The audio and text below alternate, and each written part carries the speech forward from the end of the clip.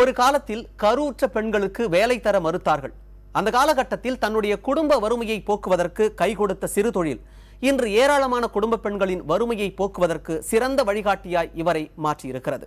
யார் அவர்? பார்க்கலாம்.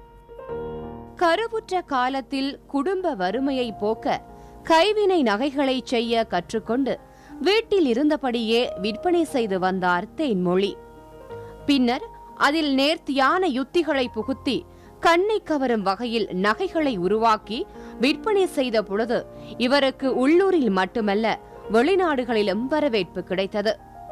தான் கற்றுக்கொண்ட கைத்தொழில் தன்னை போன்ற மற்ற பெண்களுக்கும் பயன்படும் வகையில் கைவினை பொருட்களுக்கான பயிற்சி மையத்தை தொடங்கினார். நான் இந்த ஃபீல்டில் 2003 இருக்கேன். தட் மீன்ஸ் 2003 நான் பிஸ்னஸை ஸ்டார்ட் பண்ணியிருக்கேன். 2011 நான் விமன் ஸ்கில் டெவலப்மெண்ட் கோர்சஸ் அப்படின்ற ஒரு பயணத்தை தொடங்கினேன். இது ஆல்மோஸ்ட் 6 இயர்ஸ் ஆக போகுது. சோஃபார் ஒரு 3500 ஸ்டூடெண்ட்ஸ்க்கு நாங்கள் எங்களுடைய பயிற்சி நிறுவனத்தின் மூலியமாக பயிற்சி கொடுத்துருக்கோம். பொதுவாகவே மும்பை போன்ற பெருநகரங்களில் இருந்துதான் ஃபேஷன் ஜுவல்லரிகள் வந்து கொண்டிருக்கின்றன.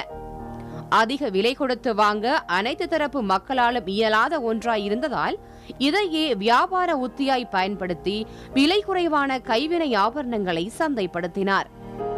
பயிற்சி எடுத்துக்கிறது மட்டும் இல்லாமல் அவங்களே பிஸ்னஸ் ஸ்டார்ட் பண்ணுறதுக்கான அதுக்கான வழிகாட்டுதல்களும் இந்த பயிற்சி நிறுவனத்தின் மூலியமாக நாங்கள் கொடுக்குறோம். இது வரைக்கும் ஒரு 3500 ஸ்டூடெண்ட்ஸ் படிச்சிருப்பாங்க. அதில் மேக்ஸிமம் ஒரு 60 to 70% ஆஃப் த லேடிஸ் இதை ஒரு பிஸ்னஸாக எடுத்து பண்ணிகிட்டு இருக்காங்க. பிஸ்னஸாக எடுத்து பண்ண முடியல அப்படின்ற லேடிஸ்க்கு நாங்களே சேல்ஸ் என்ஃபோர்ஸ்மெண்ட்டையும் அவங்களுக்கு ஒரு வாய்ப்பாக ஏற்படுத்தி கொடுத்துட்ருக்கோம். தன் பயிற்சி மையத்தில் அவரவர் கற்பனை திறனுக்கேற்ப நகைகளை வடிவமைக்கவும் அதனை செலவே இல்லாமல் சமூக வலைத்தளங்களான ஃபேஸ்புக், வாட்ஸ்அப்புகளில் விளம்பரம் செய்யும் வழிமுறைகளையும் இவர் கற்றுக் கொடுக்கிறார். இந்த மாதிரி ஹேண்ட் கிராஃப்டட் ஜுவல்லரி செய்யக்கூடிய பெண்களுக்கு ரொம்ப உறுதுணையாக இருக்காங்க. அவங்க அதாவது நீங்கள் ஒரு சேல்ஸ் நீங்கள் செய்யணும் அப்படின்னாக்கா நீங்கள் தனியாக ஒரு கடை வச்சியோ அதுக்கு ரெண்ட் கொடுத்தோ அதுக்கு நீங்கள் தேவையான மற்ற எல்லா விஷயங்களையும் செய்யணுன்ற அவசியம் இல்லை. நீங்கள் வீட்டில் இருந்தபடியே நீங்கள் வடிவமைக்கக்கூடிய எல்லா ஆபரணங்களையுமே ஈஸியாக நீங்கள் வீட்டில் இருந்தே அழகாக சேல் பண்ண முடியும்.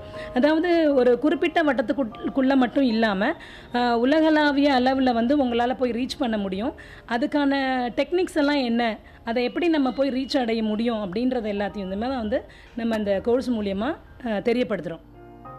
இந்த அகாடமியில் 2 வருஷத்துக்கு முன்னாடி நான் கற்றுக்கிட்டு நல்லா பண்ணுவோம் மேடம், வீட்டில் இருந்தே பண்ணி எடுத்துகிட்டு வாங்க, நல்லா பண்ணுறீங்கன்னு எனக்கும் ஒர்க்கு கொடுத்தாங்க. வீட்டில் இருந்தே பண்ணி எடுத்துகிட்டு இங்கே கொடுக்கறதுனால ஃப்ரீயாக இருக்கிற டைம் எனக்கும் பாஸ் பண்ண மாதிரி இருக்குது. வீட்டுக்கும் நல்லா நான் கொஞ்சம் ஹெல்ப் பண்ணுற மாதிரி இருக்குது. நான் நல்லா பண்ணுவோம். கொஞ்சம் ஒரு 4 பேருக்கு நானும் சொல்லி கொடுத்து அவங்களோடதையும் வாங்கிட்டு இங்கே கொடுக்கறதுனால இன்கமிங் கொஞ்சம் எனக்கு அதிகமாக வருது. அதனால் கொஞ்சம் எனக்கு நல்லா யூஸ்ஃபுல்லாக இருக்கும். திறமைக்கு என்றுமே தோல்வி இல்லை, அதனை நாம் முழுமையாய் நம்பும் வரை.